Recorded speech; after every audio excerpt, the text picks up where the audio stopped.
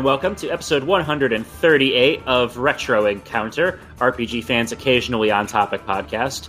I am your host for today, Peter Triezenberg, the furious horseman of the apocalypse.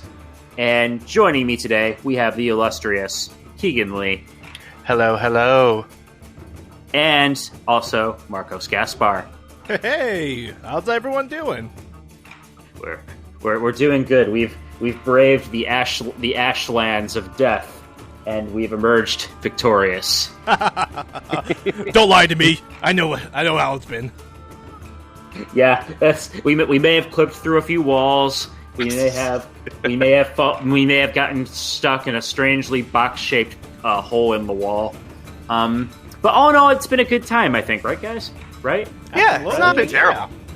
Okay, in case you haven't figured this out, dear listeners, today we're going to be talking about Darksiders II. Vigil Games' follow-up to Darksiders, which was, I think it was a pretty well received. The first game was pretty well received at the time, enough to garner a sequel. That sequel came out, and the reception was mixed, to say the least. Yeah, I don't remember hearing as much about Darksiders 2 as I did 1 in the media, you know? Mm-hmm. Well, yeah, no, and I think we gave it a pretty, we give it a 70-something on our site, and then THQ, the publisher, went out of business shortly thereafter, so... That was not because of us. that just... I'm not saying there's a causation, maybe just a correlation. No, we did not... RPG Fan did not kill THQ. Allegedly. Allegedly. You can't prove anything. Okay. So yeah, Darksiders 2. Darksiders 2 is, it's a sequel in every way you can imagine. It's bigger, it's better, it's got a more snarky protagonist who's hip and cool with the youngins these days. Oh, yeah. Today, instead of the Horseman War, today we're working with the Horseman Death. So, what did we all think of Death? What did we think of when we first took control of this long-haired Grim Reaper? I thought he was kind of like... I thought it was a little dorky at first, you know? Kind of like too edgy. But he really grew on me over time, you know? Like, he was, in my opinion, a much more likable character than War. Because he felt more relatable, I suppose? Like, he's a guy who's trying to help out his family, you know? At the end of the day, he's someone who's trying to save a loved one. Yeah, right. Yeah, I hear you. And I kind of like him too. And I was speaking with Keegan and Peter earlier off here that I kind of wanted him to have a Spanish accent for some reason, just from his appearance. And I really, really wanted that, or just have him voiced by Antonio Banderas or something like that. And that would just cool. That would add so much atmosphere. It'd be a little weird, but I think that would just make the game because. Yeah, I was saying the way he's stacked up is he's got his arms down at his side, like he's ready to go for a fight, right? So yeah, it's you got this Old West thing going. Maybe in an alternate future, who knows? But that's the fourth Horseman according to this universe's lore. That's Strife is the one who has dual pistols, so maybe he's the cowboy and the Horseman of the Apocalypse. Who knows? Mm-hmm. Hopefully, we'll see. I also like Death, although I'm not sure. I also like Death. That's a sentence. RPG fan, quote us. Put that on the back of the box. Game of the year. Indeed. But no, I think he is I like him a lot. I like War mainly because of the Liam O'Brien-ness of him. But he is kind of a one-note, bulky, Kratos-y, I'm angry all the time, and I want revenge. Yes. And I'm going to kill everything and get revenge. And I'm going to be so gravelly voiced about it and all sad and get revenge. And then Death comes along, and he's this kind of sarcastic, easygoing, he's got this demeanor to him that he's got this reputation. He's the Grim Reaper. He's the Bringer. He's the Pale Rider, the Kinslayer, all that. He's got all these titles and all this build up to him. But then he himself is just kind of sup. Yeah, he's the cool kid in class, you know? You don't want to fight him, but he'll be your best friend until you mess with him. Yeah, he's got this kind of sarcastic, quippy, almost more action hero-y vibe going to him. Yeah. And he's also kind of just fed up with everyone's BS. Like he doesn't like whenever you're going on with a side quest and someone's asking him to find my plate in this dungeon. Death, you can just hear Death like rolling his eyes behind his mask, being like, "Really?" I was constantly waiting for Death to just say, "I'm getting too old for this." He all but does in one of the early side quests. Yeah, exactly. Yeah, that was with Karn, right? The what race were they? I'm sorry. Go ahead, Keegan. Oh, I said it was the makers, correct? Yeah. The maker Karn, like the young strapping like youngling, even though he's probably like hundreds of years old, and he's just asking Death at like the front of every dungeon, like, "Hey, how you doing, buddy? You mind helping me out here?"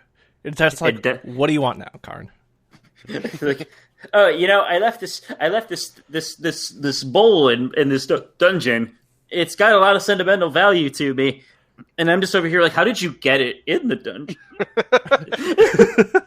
What significance is this bowl? It's like, I just eat chips from it. I mean, it's a good bowl. It's a good bowl. I want it back. Can you possibly find the time? Whatever, you get an XP bonus for it. Yeah. Really, Darksiders. We're getting a little bit ahead of ourselves with that because let's do a little bit of a plot synopsis for Darksiders 2. So we're playing as Death now, and it's not so much a sequel as it is a side story. Yeah, I want to say, Yeah, because basically, technically speaking, in terms of the timeline of this bizarre, goofy, cheesy universe they've created, it actually takes place before the first game, in a sense, because War is currently on trial for his crimes, quote unquote, in the first game, and humanity has already gone extinct because the apocalypse has happened, and Death is like, "Hey, now my brother is innocent. I'm going to go resurrect humanity and prove that he is innocent." Mm-hmm. And that's the onset to your journey. So you begin the game, and you're going to talk to this old the Crow Father, who's like this old wizard dude who is crazy and might know how to bring back humanity. What do we think of the first area? I thought it makes a really striking first impression. Agreed. It was very visually impressive, and it teased enough lore without giving it away that it made me want to keep playing, Like, why is the Crow Father crazy? What's up with this talisman that he's got? It was pretty cool. Yeah, I really liked it. I always like snow places. Snow places and desert places, always great. And, like, finally getting to, like, battle, like, a more stronger enemy towards the end. Getting the use of my skills. And I really enjoyed it. I like Crow Father. Well, what did he have? Did he have, like, Death's like souls, like the souls of the Nephilim that he's killed? Yes. Yeah, like the copious backstory they give at the beginning is that the Horsemen are part of a race of Nephilim. Diablo 3 says hi, by the way. And their first task as Horsemen, once they were conscripted by the Charred Council, was to kill all of their brethren. And they killed them all and sealed their souls in this amulet, and Death didn't destroy the amulet, even though he was supposed to, and instead left it with the Night's Watch dude. Oh, man. Yeah. Well, when you spell it out like that, it sounds really complicated, but... But that's really interesting because that adds, like... And doesn't make sense to say this, but, like, the human element to Death, that he didn't want to, like, sacrifice his brothers. It shows you how tight he is with family. Mm. Yeah, which helps too, since he's going to try and save his brother War, and against the council's will. It seems like Death's kind of willing to play the odds a little bit. Mm-hmm. But when you get into that first area, a couple things immediately become apparent. One is that Death is a lot more agile than War. Like, controlling him is a lot, like he's way a little floatier, but he kind of moves like he's got this, like, there's a lot of like these Prince of Persia jumping puzzles you have to do. Mm-hmm. Mm-hmm. And he just kind of moves around the environment super quick. And the other thing, I think you can all know where this is going, is loot drops. Yeah. I like it. You like it? I do. Yeah? Okay, so I really like the Diablo games mostly for the loot. I'm kind of, a loot hoarder. So when they add it into any other game, I'm about it. But I feel like it really helped show the progression of death throughout the game, you know? Like, looking back at death at the beginning, and then you're fully decked out death at the end of the game, it's such a cool difference. Oh, yeah. Yeah, I really like the fact that they actually gave you like secondary weapons, like equipment, armor, talismans. Hey, look at my shoulder pads, and it changes the appearance too. That is always a plus. I love it when they change the appearance when they change armor. Yeah, that's really cool, and the design of it is pretty neat. And I know I've seen people posting people have posted like different builds you can do for death, and it's like Darksiders 2 is much more of a fully fledged RPG this time around, rather than just instead of just the straight up Zelda. Now you've got this Zelda-esque overworld with the kind of God of War-y combat, but also Diablo-style loot progression where you're constantly getting new pants and new armor and new scythes. And it's interesting. It's interesting too because in case I don't know if you guys, if anyone, dear listeners, have listened to a recent episode of Random Encounter.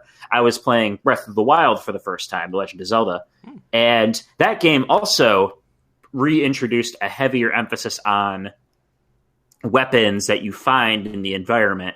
And it's interesting contrasting the two, at least for me, because I was going from Breath of the Wild into Darksiders 2 for this podcast. You get because I've wanted better loot in Zelda games for years. Like, that's been one thing I've always wanted in that series. So it's interesting seeing how the two games handle it differently, because Breath of the Wild has this like impermanence. Your weapons are more like tools for the job that can break after a certain amount of time. Whereas Darksiders 2 is more of the traditional, you use this gear until you find better gear. Well, I like it too because I kind of feel like the whole, use this gear to get better gear incentivize. Because in Darksiders 1, there came a point where I was just like, I want to just continue with the main storyline. I don't care much about finding more chests. There's nothing more I can really gain from them except extra experience, which is kind of pointless at endgame. But when I know that I could potentially get better scythes or better armor if I just go off the beaten path a little bit, it really does extend the gameplay time for me, at least. Yeah, it's an interesting way of looking at it. And I think some of the loot drops are like semi-random, like in Diablo 2. So the odds of you getting something really good are you're rewarded well for exploring. It's not like you're going to get to the end of a dungeon and find like, well, this weapon is significantly weaker than everything else I could use, so I'm just not going to use it. Looking at you, Symphony of the Night. Yeah, that's really strange because like I had such bad luck with weapon drops that like I was trying, like I'm assuming you can get cursed weapons from just like regular like encounters with enemies. I just was getting nothing. Oh. Well, I know a couple times too. You can actually purchase randomly some of the artifact weapons. So I did that a couple of times, and I also love that you can upgrade the weapons. So I actually really like that system. Yeah. And you choose what exactly you want upgraded on there. Maybe you want to add some bonus electric damage or increase the crit chance. It's nice. I like it. It's a fun little system, and it's not I wouldn't say it's particularly deep, but I think it does add a dimension to the game. The only issue I have with it really comes is the game's balance, and this is where I have to make another Breath of the Wild comparison. Because Darksiders 2 is also a Zelda game, in as much as you're exploring a giant semi-open world, and you're going to different dungeons and solving puzzles. And my issue with the way the loot system is integrated has less to do with how it does in combat, but more how it gates progression. Yeah. Because you can walk into most of these areas, there's tons of optional little side dungeons you can do that are off the beaten path, but you won't know if you're not supposed to be there yet until you walk in and get like a sledgehammer in your face.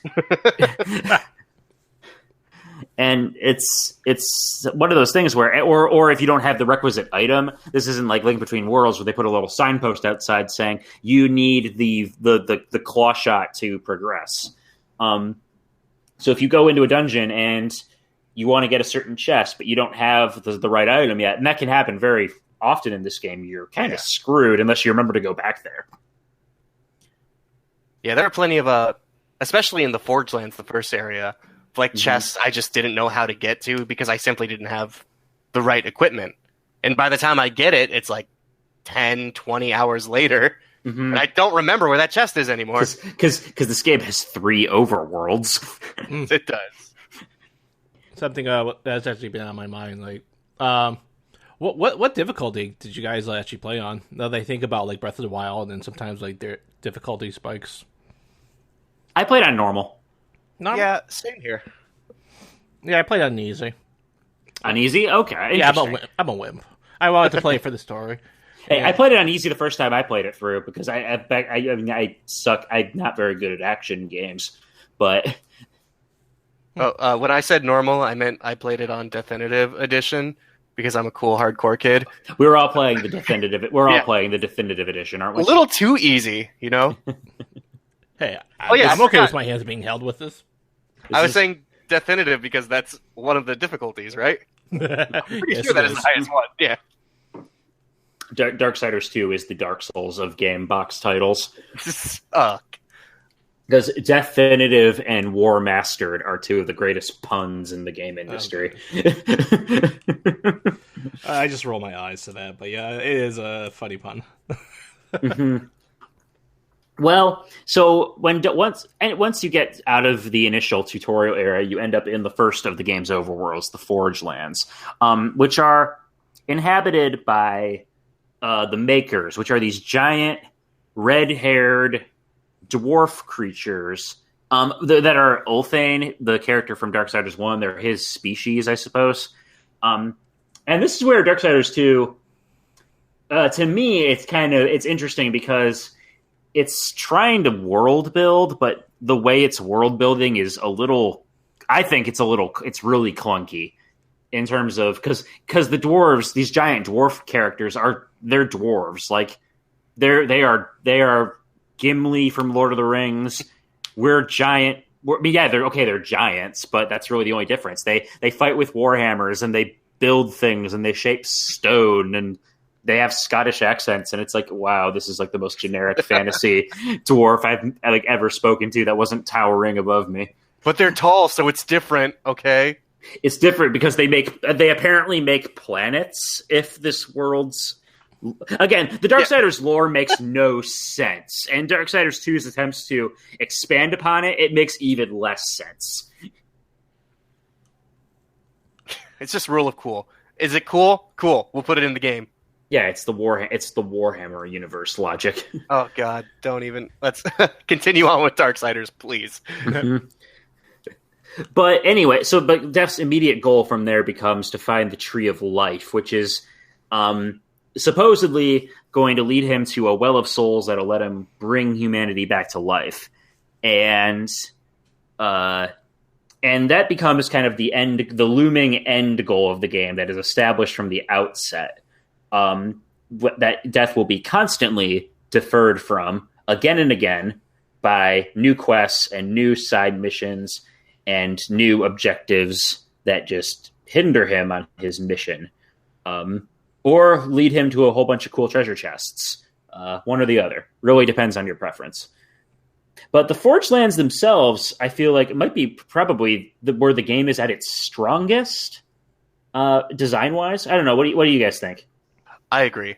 I love the Forge Lands because, one, it was colorful, and I always appreciate that in a game. It was nice to look at. And two, it felt alien, but not alien enough that I couldn't get into it. You know what I mean? Right, because it's kind of got that Western fantasy vibe going. Yeah. Yes, with almost like a touch of sci-fi, I'd say. Mm-hmm. Just from this whole, these are planet-creating creatures that exist here. But I guess it felt the most cohesive for me. Like, each little part of the quest kind of made sense, Like, we have to create this creature to help us get to the Tree of Life. So we need to do that first. And I was like, okay, I'm on board. This makes sense why I'm doing this. The fetch quests haven't reached the absurd levels they do in the late half of the game. By that point, you're still kind of like, okay, I can reasonably see why you would be putting up with this. Yeah, exactly. There's only like 4 makers that exist in this world, so of course they need our help. You know? Mm-hmm. Right. Plus, I think, and the world too is like you kind of uncover it gradually. I think that's pretty. And each new area feels pretty robust with like all these little side areas to go into with puzzles and optional bosses. And I don't know. What do you think, Marcos? No, this was actually my favorite world in the game versus the other ones. It's both like graphically gorgeous and like even the music is really nice and serene, like in like the little hub area and just traversing. It's funny because when you go through like one of the areas and it's just this big open field, and it's like there's going to be a boss battle here later. And yep. Wait, are you telling me the giant eye staring at you from every point of the world didn't give it away? When I looked at that, I was like, okay, all right, maybe this could be a boss. I mean, I thought that was like, all right, maybe this game is going to throw me a bone, and there's not going to be a boss fight dealing with this. But then, like, when the actual boss fight came, I was like, oh gosh, why? Like, I have stories about that later, but you know, Darksiders. This You can tell the world- story. Hmm? You can tell the story. You can tell the story now, man. Okay. Later on, once you've completed all the main quests for the first act, I'll just say I'll call them an acts. You eventually will receive, I believe, what is called a Maker's Key, that lets you like control these. They're not. It's not sentinels, are they?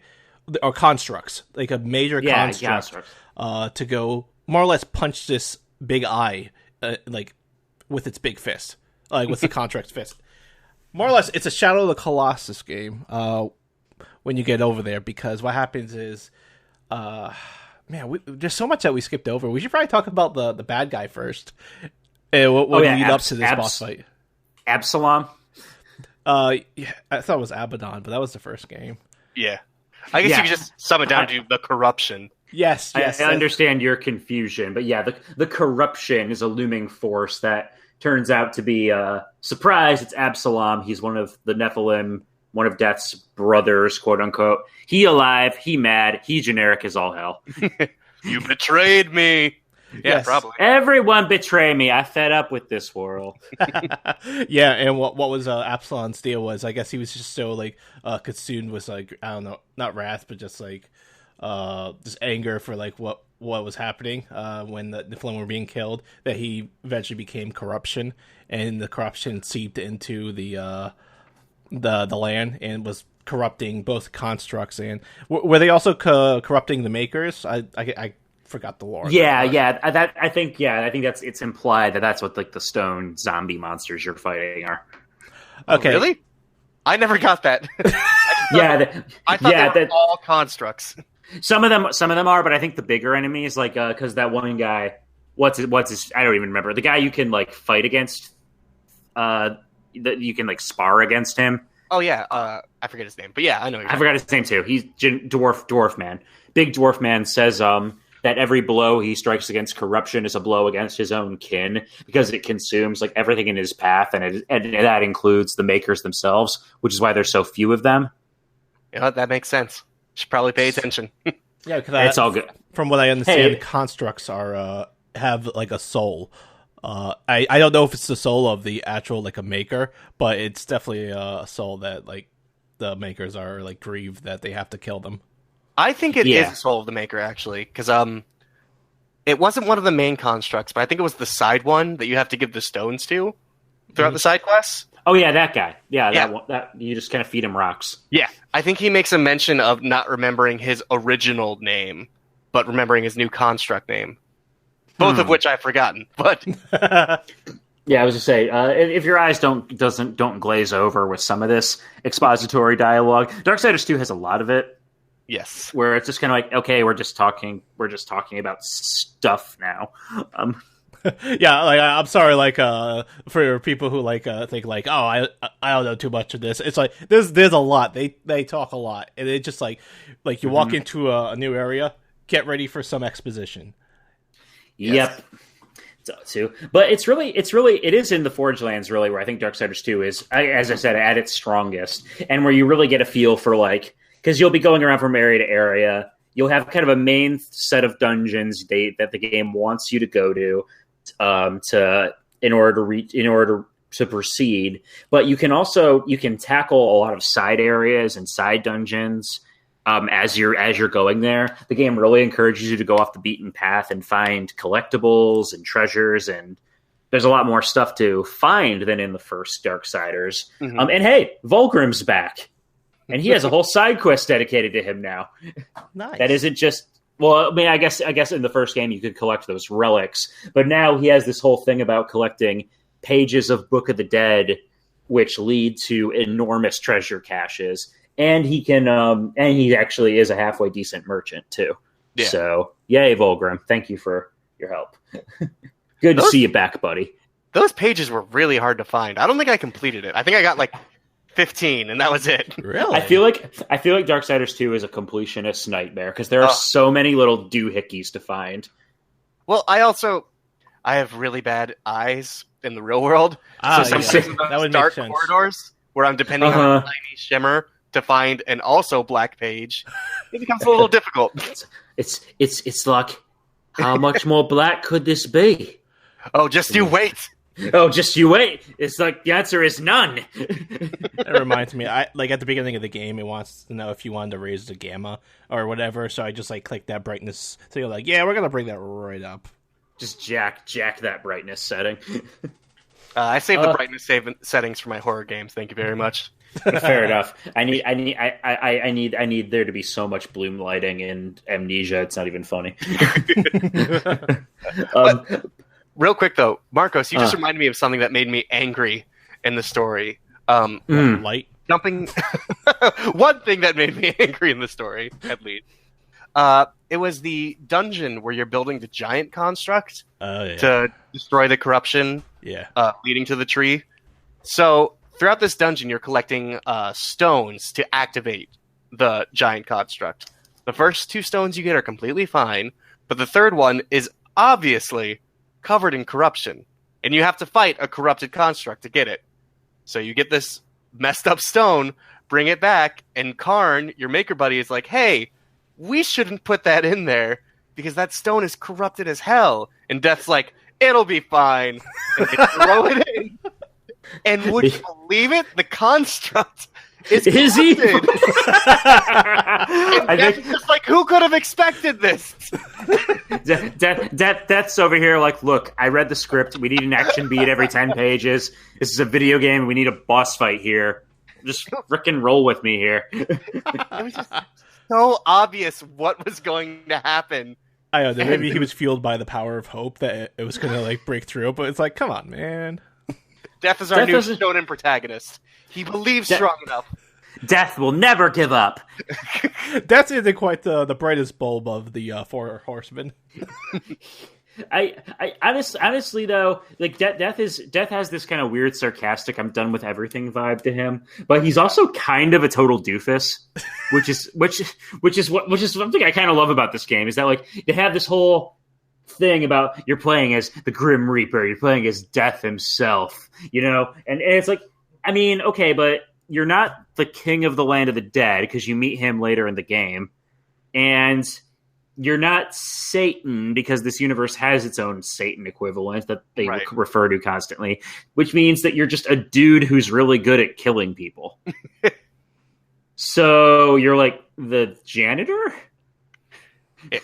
Well, I wonder if like the Nephilim picked their own names. Like it wasn't assigned to them. Like, all right, blue one, what do you want to be? Call me Death. Okay. And then what do you want to be called? War. What do you want to be called? Oh my God, please. You can't just call yourself Death. You can't. Okay, children. What do you want to be called? I want to be Strife. All right. Death. Destruction. It's like that one Rick and Morty episode. Okay, but getting back on track, you mentioned the music earlier, and this is another thing where I think that visual games I don't have anything credible to back this up, but I feel like Vigil Games and by extension THQ were really, really trying to make Skyrim with this game. At least their initial concept was like, okay, everything's going open world, big action RPG. We want to go open world. And Jesper Kyd is actually the soundtrack composer on Darksiders II. So it has that in common with Skyrim. So if the music kind of gives you some Dovahkiin vibes at times, that's probably why. Yeah, it was kind of... There was a lot of weird Nordic-inspired RPGs during this, like, early 2010s time, you know? Yeah. I feel like that was just the thing to copy. Like, even Darksiders 2 opening with the snow level is like, Snow is in, baby. Or at least it was. Yeah, I feel like now we're back to deserts and volcanoes. I don't know, man. God of War. True. We're still in it. We're still in it. Snow is still in. Confirmed. Thank you, Cory Barlog. But yeah. Anyway, but so once the Forge Lands get out, you get out of there. Everything goes wrong, and Death gets dropped off in the Deadlands, the land of the dead. What do we think of this zone, guys? Not a fan. I hear. Actually, you know what? To be fair, it did give us one of my favorite special abilities. Oh yeah, wait, which one was that? Soul Splitter. Yeah, that is really cool. I think that is a really neat ability. Yeah, and this is the skill that gets replaced, that replaces what was it? It was the summoning the Dead Lords. Yeah, it's Enter something, but yeah, it was like summoning the Dead Lords, and finally, more or less, it was like a Majora's Mask. You got your little copies there, but you can control your copies, except for one of them, which was just this massive death statue. Mm-hmm. Yeah, I know it is. That is a really neat ability, and I think the later dungeon design is actually pretty strong in Darksiders 2, which is more than I could say for the first game. The Black Throne still haunts me. Oh, so if there's one thing I'll say that in favor of the Deadlands, you're right, Marcos. The abilities you get and the dungeons you do, I think, are still pretty good. You get some cool boss fights, like that one Cthulhu thing. Like that fight's awesome. Like that was really cool. That's in City of the Dead, right? Like right at the end of that act. Yeah, right. And I gotta say, I enjoyed that dungeon pretty well. And there's still tons of optional stuff to find. One thing that is interesting is that the definitive edition, which includes all of the DLC from the original version, their way of implementing the DLC is interesting. Did any of you find it? I got the Coliseum ticket, but I don't think I ever got anything else. I was gonna say, was the Nomads thing one of them? I think so. That one, Argyl's Tomb, and you get but basically what they did is they made the DLC loot drops. Instead of being like you access all the DLC from the title screen. In order to unlock it, you have to find it in the overworld, and then you get the option to do it. So in order to get Argyl's Tomb, you have to find and defeat the mini-boss Argyl, who's one of the optional dungeons in one of the optional, and then you unlock his DLC chapter after that, which I think is kind of an interesting way of working into it. There is a lot more game to do, because that one DLC chapter alone has like 3 new dungeons. Oh. And like there's a lot of game. There's a lot of game to be had in Darksiders 2. Did you actually do the DLC? I did Argyl's Tomb. I didn't do the other ones. One of them, this is spoiler alert for the later in the episode, but one of them is one of those godforsaken third-person shooter sections. Oh. And I actually want to die. Like when they make pretty much the second they put the gun back in my hand, I'm just like, it's this again. It's this again. Okay. You did it again, Vigil. Okay, so that was one of the things with the Forge Lands that like killed me. Like when the young lady like gives you or tells you like, here, I made you something, or like, take this with you. The first thing I thought, like, please don't let it be a gun. And then like the next thing he's holding is a gun. I was like, it's like, yep. Why? Don't give him a gun. What I love too about that scene too is that it's Strife's gun. How did you get this? I don't know. Strife's probably like somewhere sleeping and like looking to his side. It's like, where are my guns? Where are my guns? Death! I swear to God. Prediction: Darksiders 4. First half of the game is just going to be Strife trying to find his guns from Death and War. That's going to be the entire first 10 hours. Where are my guns? I'd play it. No combat. It's all stealth missions. I would be okay with that. Oh Lord, I wouldn't be stealth sections. Yeah.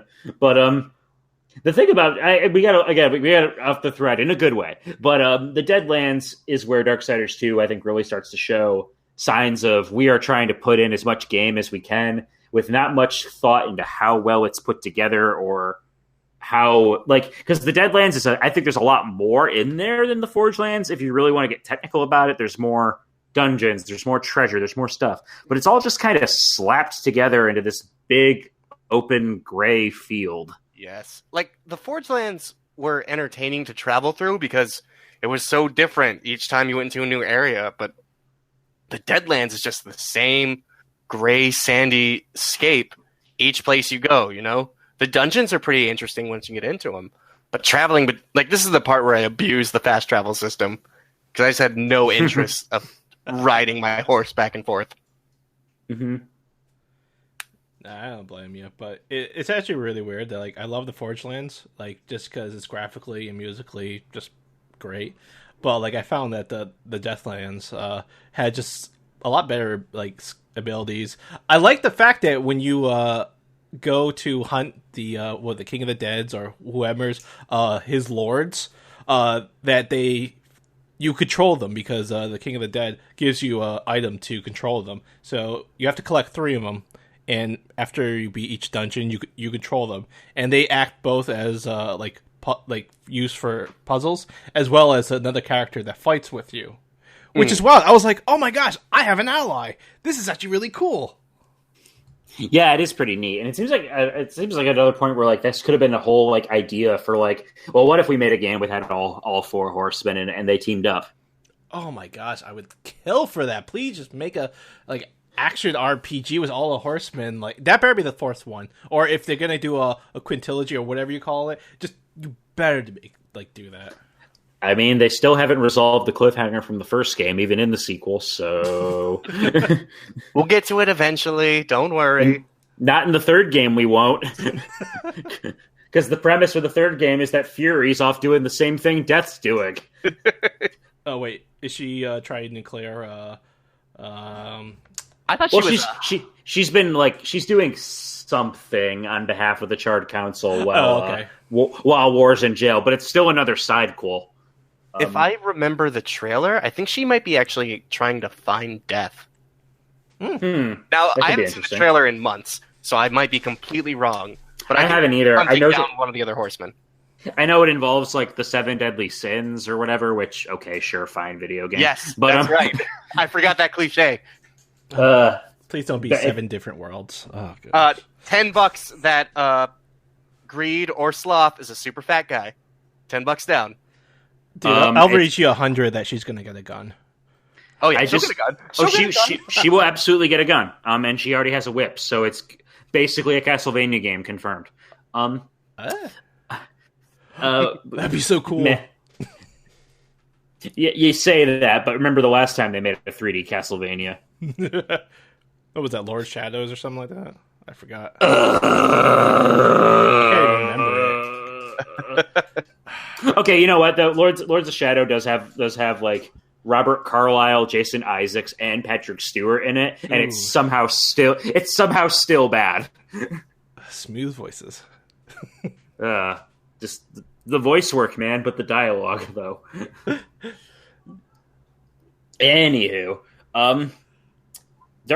moving on through Darksiders 2. Fetch quests. Do we like them?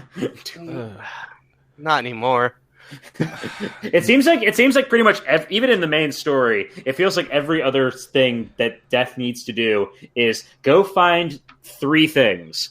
Yes, it's always 3 things. Even in the Deadlands, I feel like it was almost the game laughing at you when you go to find the Dead Lords, and you find all three, and bring them back to the Lord of Bones, and then he just kills them in front of you.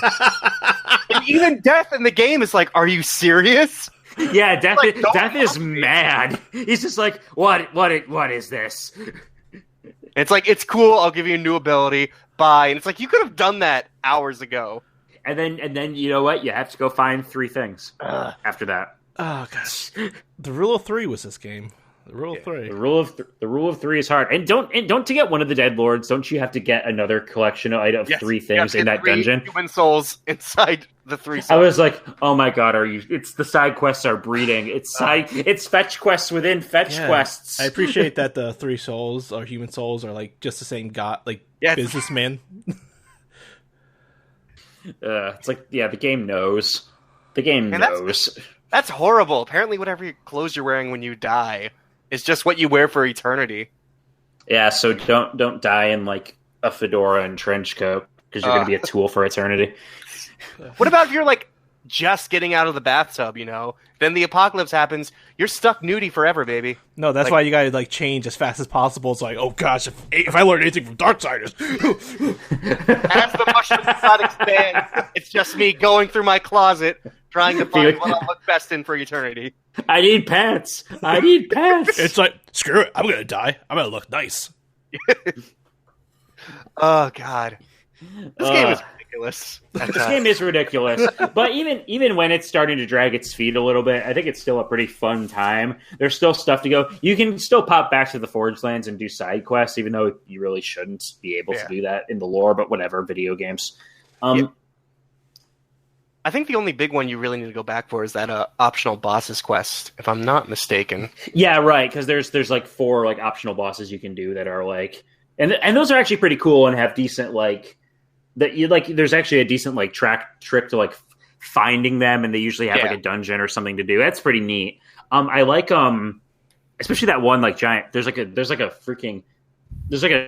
fire bat demon monster thing that's underground in the Forge Lands that you can like you can bump into it early on. Oh, really? And that's one of the things. Yeah, yeah. It's like you have to. It's pretty cool, but it's kind of Xenoblade. Excuse me. It's kind of Xenoblade-y in that, like, oh wow, yeah, that thing is definitely going to murder me. I'm going to poke it.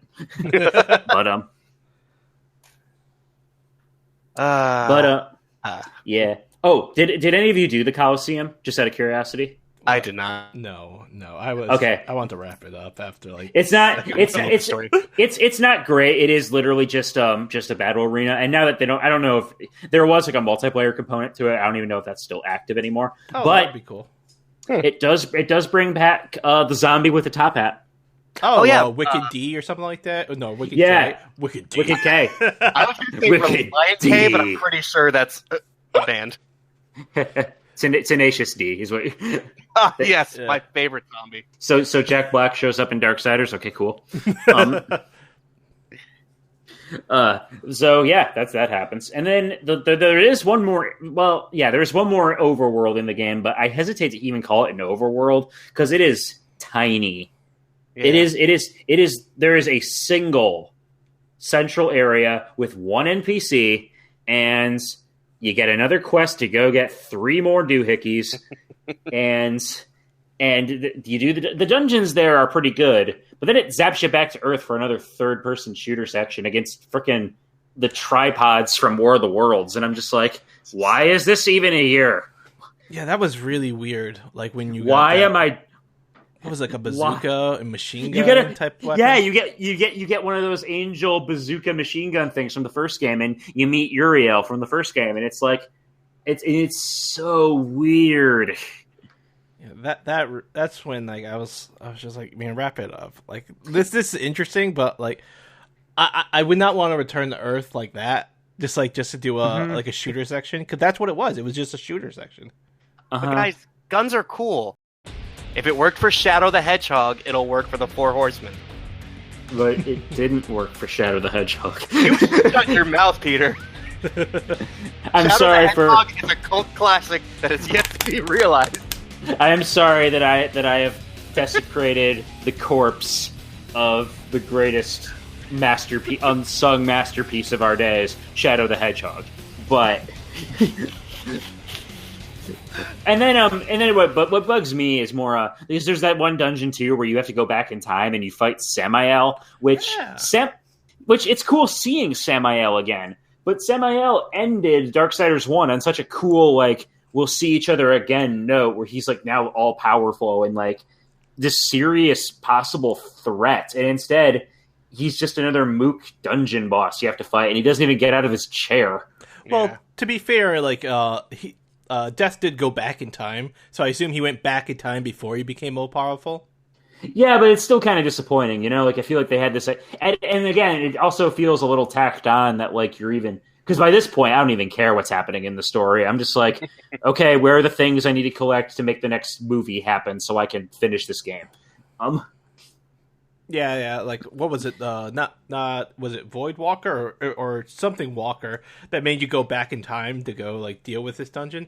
I mean, that's a cool concept, but, like, it's really late in the game. Like, don't introduce that now. Yeah. And there's some really cool puzzles that involve... Because you get another portal gun, and you can use that in conjunction with the one that splits you into two bodies in conjunction with the time one to, like... The puzzles get really complicated. Like... There's one where there's like a physics puzzle where you have to chuck a ball through a portal and then catch it with your other self. That's like that took me a million tries because the hit detection on that ball just would not. You're supposed to throw work. it at yourself. Are you talking about the one where it's like the portal is just in a pool of lava and it's like across the waves? Dude, yeah, that's what I did.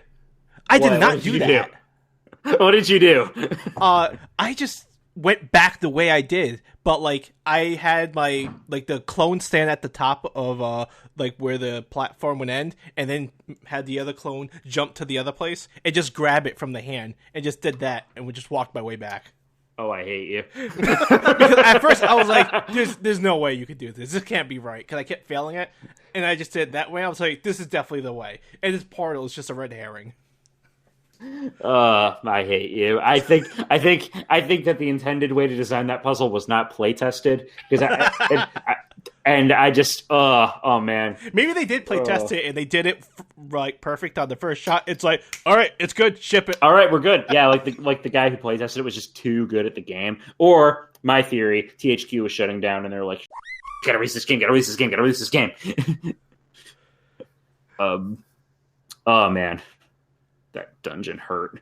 That wasn't quite as bad as the Black Throne, but it was close. Yeah. A lot of times when I do games for retro, I try to avoid guides as much as possible, you know, because I want to experience it fresh and new without any implication. But these final like dungeons, like from the Deadlands on, I had to constantly check to see what the hell I was supposed to do. Yeah, they do get pretty complicated, and they're not very good at sign. They're not as good at like. Again, I've been spoiled because I've been playing Breath of the Wild, and the Divine Beasts are astounding. Yes. Like, in terms of scale and scope and how they're all interconnected. The Darksiders 2 dungeons are not bad in strictly speaking, but they are not very good at signposting your objective or how you're supposed to navigate those spaces. It was mostly a case of not knowing what to do, looking it up, and then going, oh, of course, now it makes sense. Yeah, which, and considering how many abilities you have to work with, though, like, it is a bit of trial and error. So, are we ready to talk about the final boss? Or lack thereof? Oh, wait, there was a final boss? Oh, yeah, there was! Absalom is such an easy fight, I don't think he even bears mention. Oh, gosh. Like, yeah. I thought the first game couldn't have had a lamer final boss. I was proven wrong. Absalom sucks. I was gonna say, wait a second, don't you diss Abaddon, my favorite like Sephiroth clone? My favorite Sephiroth clone who like made love to a Warhammer 40k Space Marine, and then became a Griffin Dragon thing. They said I could be anything, so I became whatever this is. This abomination. Everything I know is suffering. It's like that bit from the Fly where Jeff Goldblum crawls out of the teleporter, and it's like, oh, what have I become? But yeah, did you guys have any trouble with that final fight whatsoever, or was it just over and done with? Yeah, it's so lame. Yeah. I thought there was going to be like a second phase to it. Nope. It can't be this easy. No, it is. It was. It is. And then it ends so much. It doesn't so much end as it stops. Like it's like the game just stops. That's a good. It's the It's same. just no credits. It just ends and the game ejects from the PS4. It's the same ending scene from the first Darksiders. Yeah. Actually, yeah. It's like War saying like whatever. I don't care. And then like you see the 4 horsemen, or at least you think of what it is. The 4 horsemen flying through the sky, like Captain Planet being summoned or something like that. I mean, I'm like here sitting in my chair. It's like the whole like Itchy and Scratchy thing where like Itchy Scratchy are trying to get to the fireworks factory. Millhouse is like, when are they gonna get to the firework factory? When are we gonna get to the 4 horsemen? And they go through this whole melodramatic thing of like Death sacrificing himself to bring back humanity or whatever. And it doesn't matter because like a minute later he's in the ending cutscene. Yeah. Oh yeah, there will always be a horseman. Oh, okay. Cool. So did someone else did because the Crowfather becomes the good guy for some reason, and then he shows up and like I think the Crowfather was always I don't want to say like a good guy, but at least like a ally of Death. It's just that he was so like plagued by the voices from the amulet that Death entrusted with him that it just drove him to madness. So and now he's like better. Okay. I guess fair enough. Yeah, he was still like ambiguous or like whatever. Offered poor advice. Just like, tell me what to do. Hold my hand. Oh man. So Darksiders 2. I guess what I want to hear some final summaries from you guys, and then I want to talk about. I want to try something really quick after that. But first, let's give final thoughts. What do we think of this game overall? Okay, I'll start. Sorry, I'm still really tickled at the idea of a game just stopping and forcibly ejecting the disc. So. Didn't Hideo Kojima once posit that he wanted a game that you could only play once and then it would catch fire? Of course, it's Hideo Kojima. Because I feel like most people did that with Metal Gear Solid 4 anyway, but okay, but continue on. Thoughts on Darksiders 2. I feel that it is an improvement over Darksiders 1 because it adds a lot of new things that are really good, but it does not get rid of the same flaws that the first game had. So I guess it's better, but it still has issues that I hope will be solved eventually in this series. I just don't want to get bored 10 hours in. That's the long and short of it. Stop boring me in the middle of the game, please. Nah, I agree with you, Keegan. I felt the same way. Like, it got to a point where I just wanted to wrap up. It's like, let's go, wrap it up. But to be fair, I do like this game better than the first one, and I'm still going to complain. I want this guy, like my character, to go faster. Like, I am just pet peeved with it. Like I said, with War, I want it to be like Sonic the Hedgehog. Just keep spinning, keep jumping. Like, don't, like, how you can jump twice, and then, like, the third one, it makes you jump, and then you pause, like, maybe he's tired or whatever. No, I just want him flipping around like a circus monkey. Just keep going. Just keep going. You're doing great. I feel like I'm encouraging him. At the very least, I like Death's little dodge roll, how he, like, kind of, like, he does the 2 little rolls, and then, like, hops up and, like, crouches like he's getting ready to jump. It's kind of cool.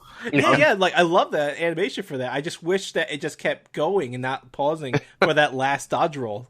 Because I was like, this is speed. This is good. It's like, why are you stopping? Why are you slowing down? Come on, Link didn't do this. Let's go.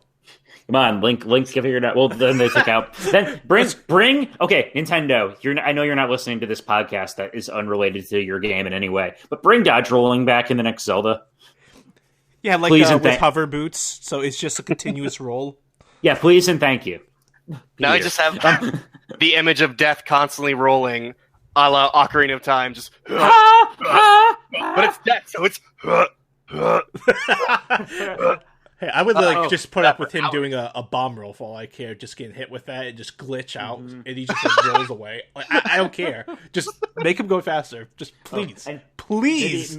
Maybe, sorry, go ahead. I was going to say, maybe he could get some help from the crow that's always traveling with him, Dusk. Yeah, you know what? Is Dusk useful? I want you to tell me this. Dusk. I couldn't remember the button to activate him. Yeah. It's the stick. You click the stick. No. Is that it? Because I never did it. I forgot there was a bird following you. Yeah, no, he's like it's like the scout flies from Monster Hunter World, or it's like instead of a Navi that you can like that tells you a hint, you click the stick and Dusk will fly in the general direction you're supposed to be going. See, this is less. Yeah, I was going to say you compared it to the scout flies of Monster Hunter World, but at least the scout flies can stay dedicated to one objective. It felt like Dust changes my concept. Just like an animal, it just had like ADD. Yeah. Dust is just a bird. Dust. That's it. He's not a magical crow. He's just a bird you're following. Yeah, Dust doesn't really. Yeah, I think he just gets confused. He gets stuck on things. He doesn't like. He's just not very good at his job, so to speak. His one job. Oh man. I'm with you guys though. I enjoy Darksiders 2. I enjoy the concept of the game it's presenting, where I see a Zelda game with better loot and a more interesting world to explore. And I like the RPG progression. I like exploring and finding optional dungeons. And in a way, I kind of feel like I've said before, I like traditional dungeons in Zelda games, and I'd like to see them come back in some capacity. I think Darksiders 2 is a imbalanced, imperfect template for how that kind of game could have worked. I think I like the first game more. I think the first game is tighter designed. I think the combat feels better. There was a really good video going around a while back where someone talked about the combat balance in Darksiders 2, and or the combat balance, or how it doesn't exist because the RPG elements kind of break the combat, the God of War combat, which kind of breaks the exploration. But all in all, I still enjoy it, even if it is kind of a wibbly wobbly 7 for me. And I'm really curious to see where this series goes next, because what little we've seen of Darksiders 3, which was announced right after our podcast on the first game, and not salty about this at all. Yeah, I remember that. What little we've seen of Darksiders 3 looks more Dark Souls-y, with like a big interconnected world and zones that transition into each other, like in the first Dark Souls. I don't know, but this is what I wanted to end this podcast on, gentlemen. Was I wanted to see what would you like to see in Darksiders 3? What do you think they could do with it? Well, I think for me, now because you keep saying Dark Souls-y, I'm not opposed to a bit more of a Dark Souls flavor in the combat, if that makes sense. I feel like the era of hack and slash is kind of really, it's diminishing lately. I mean, we just had God of War released recently, but that game has massive RPG tones to it, Mm-hmm. Plus, the combat's way more like you have to be a little more strategic with it. Yeah. So, I feel like going more RPG style is a good direction to take. They need to really do the entire story really well and not kind of phone in the last couple hours. Mm-hmm. But I feel like Fury's going to be an interesting character. From what we've seen from the trailers, she seems very different from War and Death. So I have hopes for Darksiders 3. It's just it needs to find its feet. That's it. That's what I'm looking for. It needs to pick what it wants to be and stick with it, Mm-hmm. Marcos, what do you think? I mean, more or less, just it's like it's kind of like that, and just go back like 5 minutes and me screaming, "Go faster! Just go fast, please! Just go fast! I gotta go fast! Just go!" Okay, so Marcos does not want a fat roll. Confirmed.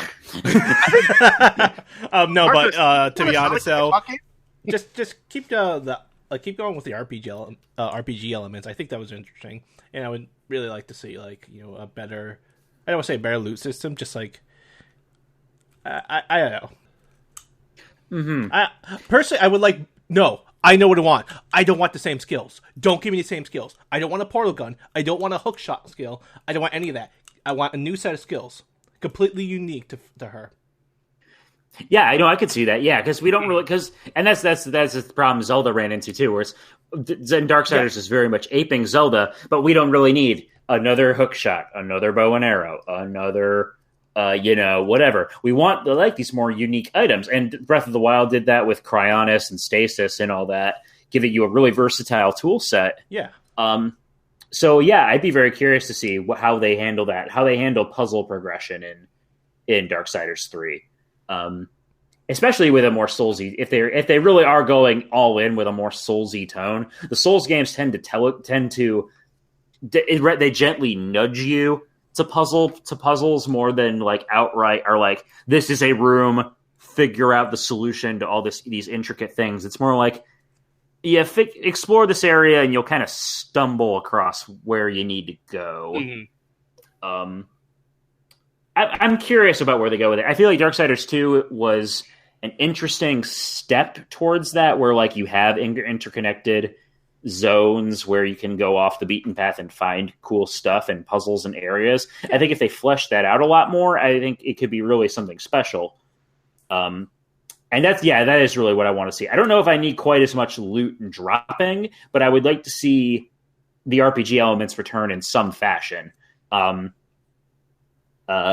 Maybe better armor sets but collectibles that have a use as you go along. Yeah, maybe not. I'm sorry. Yeah. Continue. I'm sorry. I was saying maybe just don't have us hunting down pebbles to feed to a rock man. Yeah, I get you. Just give us Breath of the Darksiders. That's all. Breath of the Darksiders. That's what I want. It's not what I want. But THQ Nordic, because I know you listen to our podcast. Please, I actually want more loot drops. I want a new sword every enemy I kill. All right, so Keegan is about to be muted. No! No! Death, go get Keegan. Okay. Get on with it. Sorry, buddy. It's had to come to this. It was worth it. But yeah, and I think that kind of concludes the Retro Encounters take on Darksiders 2. Do we have any lingering thoughts, gentlemen, on our journey together with Death and his horse and his hair? Enough said. His hair is beautiful. Yeah, it is. I feel like you could go for a good shower. I feel like that hair hasn't been conditioned in a while. I mean, probably. I mean, he's been like... He bathed in the blood of his enemies. It's perfectly fine. Yeah, but Elizabeth Bathory tried that, and I'm not sure how well that turned out. The smell, though. Ugh. Oh, yeah, he probably reeks. Oh, God. Yeah. No wonder nobody wants to talk to him. Except like everybody wants to talk to him. Oh, man. So, a few things of housekeeping just for what to expect on future episodes of Retro Encounter. June, we're going to be having two episodes on the original Mass Effect. That's a game near and dear to the hearts of many members of our staff, so please look forward to that. I think we might be getting the original staff Canadian back for this. Hint, hint. I'm not sure actually who's going to be on that show, but please look forward to it. June's also going to have a couple side episodes about video game boss battles and courtroom trials. Ooh. Keegan? I object. You object? That statement is too vague. I have the evidence to prove it. Yeah, so please look forward to that as well. Stays vague. I know we can't submit this evidence in court. And we're still working on what's going to come in July, but Mike Solosi is very excited about the games that we're considering for that month. So whatever it is, it's going to be something special, and that's really what we look for here at Retro Encounter, is to keep you guys entertained. So, with that said, I'm Peter Triezenberg. You can find me at I Have Fury on Twitter or peterT@rpgfan.com if you want to reach out with for an email, talk to me about news, anything like that. Keegan, where can the listeners find you? The best way to get in contact with me, I'm very active on my personal Twitter. It is @KLeeBrand. Stop on by, send me a tweet. I repost a lot of funny things and video game thoughts. All right. What about you, Marcos? I'm pretty active on Twitter as well at Rhythmru, and you can also catch me on Discord sometimes. Or if you have any music news or music questions or just music stuff, you can send to either music@rpgfan.com or marcosg@rpgfan.com. I'm always open to see new stuff, especially RPG music stuff. All right, well, you heard it, fellas. That's going to be it for episode 138 of Retro Encounter. For myself, for Keegan, for Marcos, good night, good luck. Don't go to the Deadlands, it's a bad place. Adios. Farewell, Rider. Death be not proud, for some have called thee mighty and dreadful. Thou art not so.